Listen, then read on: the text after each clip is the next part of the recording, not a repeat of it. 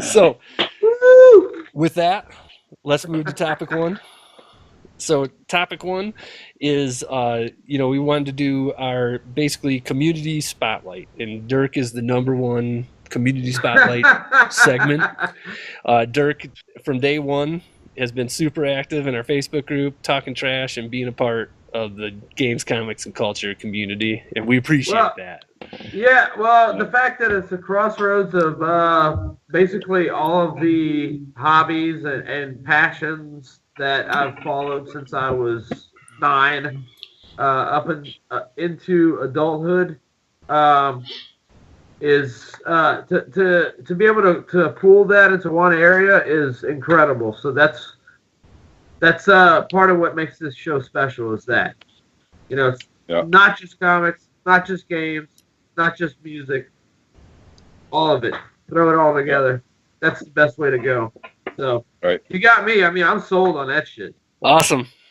We appreciate it for sure. Definitely. Yeah. So basically what we want to do is pull up people who've been in our group, people who are talking in our comment sections, all that stuff, and pull you guys in to take part in the show if you want to. I understand some people don't want to be on camera and do this, but anybody who wants to, shoot us a message and we'll get you involved for sure. Absolutely. I just want to be able to market for you guys locally so that, like I said, if we can drop some stuff off at BSI or Crescent City, you would actually have a footprint in New Orleans. Yeah, that'd be awesome. And that way we can start spreading it a little bit. Because I'm pretty sure all the guys in the shop would want to sign up and check this out as well. So. Yeah, that'd be awesome. That'd be totally awesome.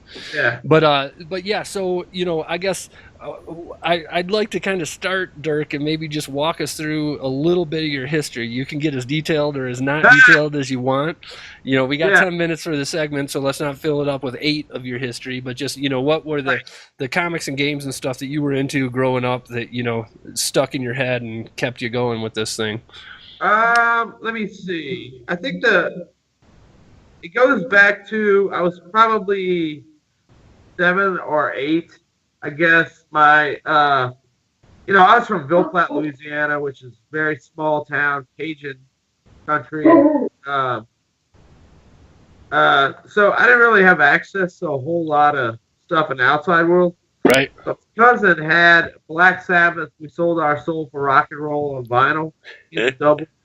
And he played that and Blizzard of Oz like nonstop, and I was obsessed at that point. I mean, that's sort of like the that's what flipped it. Like I was probably a normal kid right before that happened, and then my cousin Mike, who was also influenced by that, was reading Ghost Rider at the time, and Ghost Rider, to like a 7 or 8-year-old who had never seen that, was just like mind blowing. Right. Seeing a dude with a skull for a head with flames on a motorcycle with made of flames. Wheels made of flames.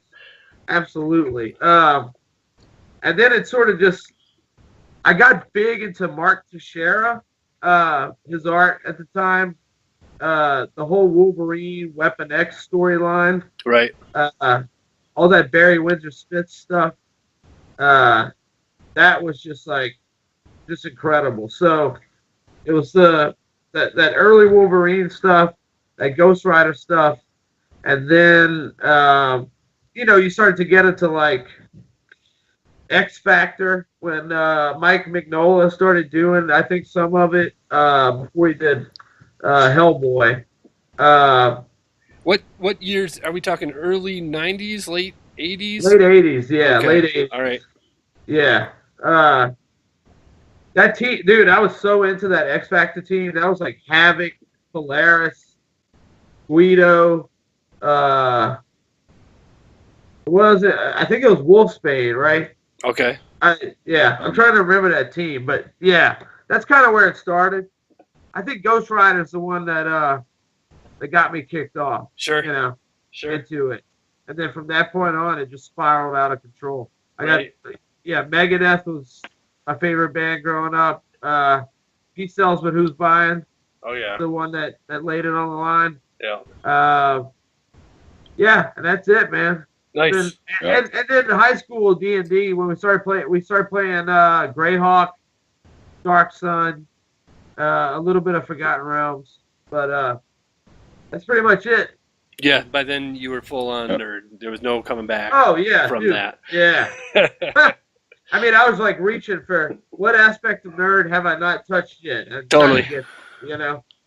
Yeah, it's funny, so I mean, for those, not to go too far into it, but you and I met in New Orleans in our early 20s basically, right. And funny that me and Corey, two dudes who grew up in the Midwest, and you, somebody who grew up in Louisiana, and totally similar type of experiences, what I mean, just getting into whatever was crazy at the time, you know what I mean? Right.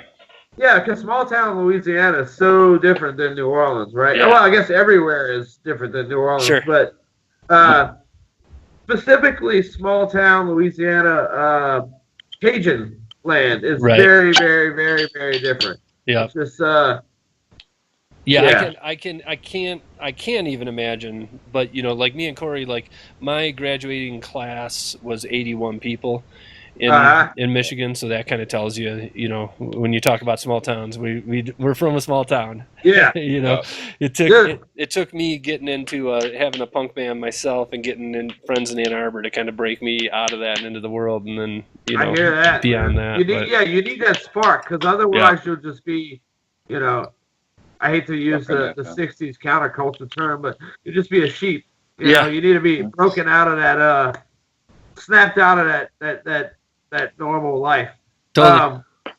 One thing I will say is I would absolutely, much like Ryan Reynolds with Deadpool, I would love to do a Gambit story for Marvel, like write it and do it properly, because nice. A real Cajun like needs Gambit. to do.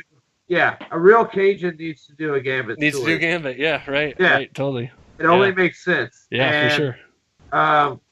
We have enough Cajun people out there that are comics fans that would understand it. He's not going to be wearing a trench coat in the middle of New Orleans heat, right? With body armor underneath, saying "mon cher," where this, dude, there's no fucking Cajun that says "mon cher" like casually, Totally. There's a lot of little things that I would be able to switch up and make them legitimize it. Yeah, exactly. Yeah, for sure. All right, well, so quickly running out of time on the segment.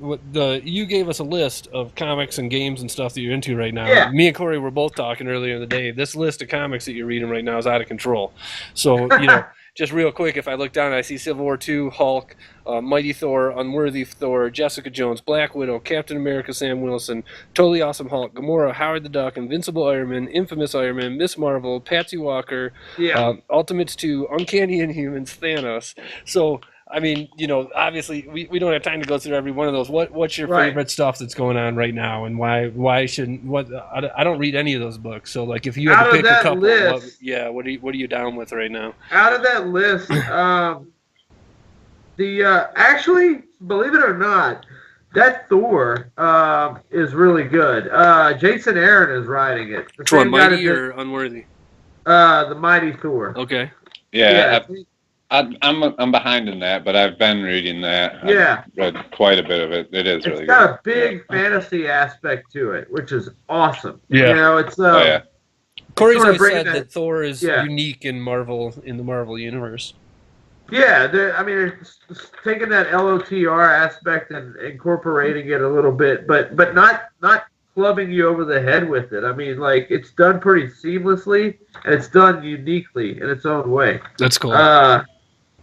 Basically the story is that I don't think this is a spoiler, but Jane Foster is Thor now. Okay.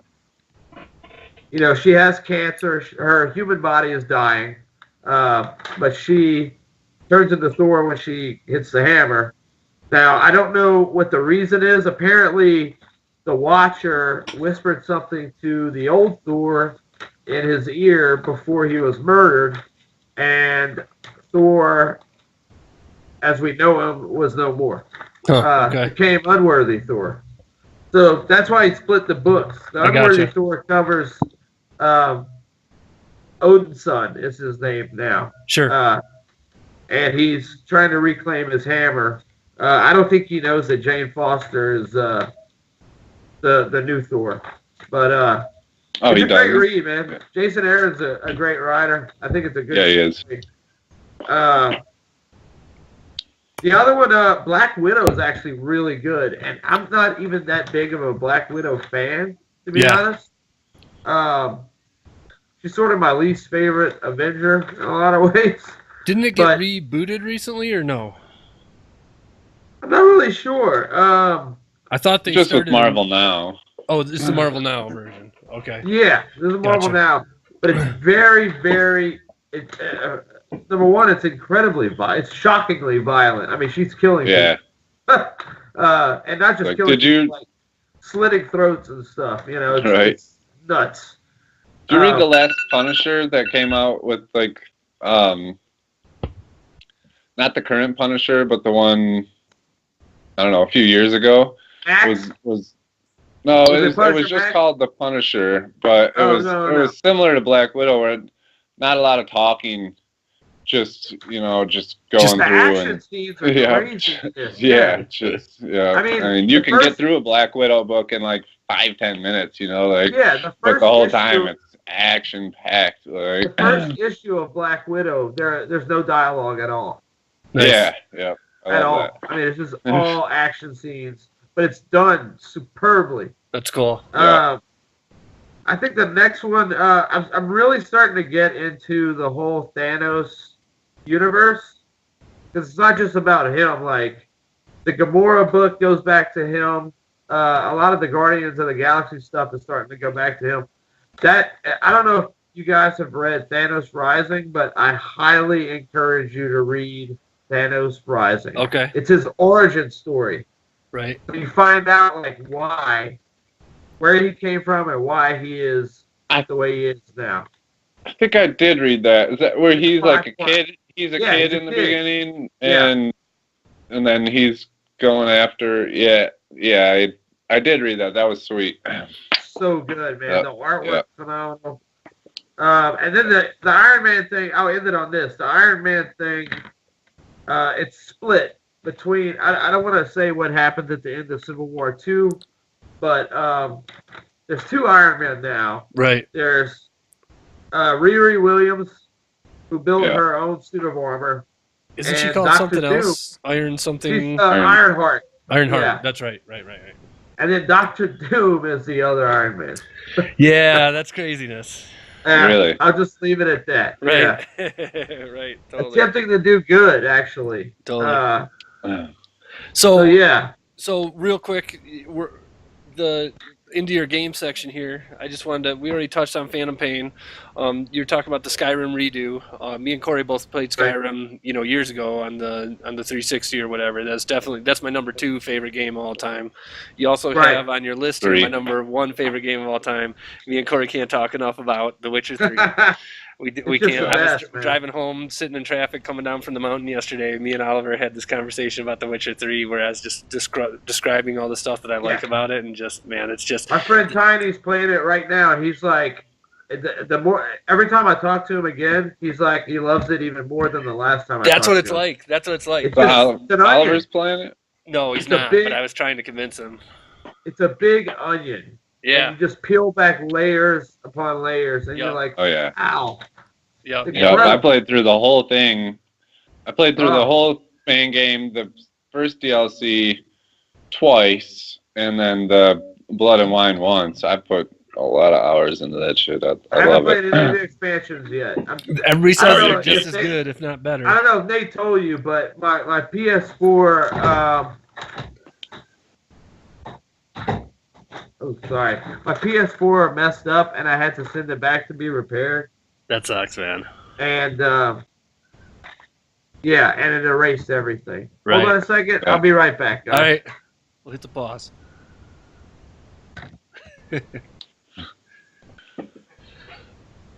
Oh, man.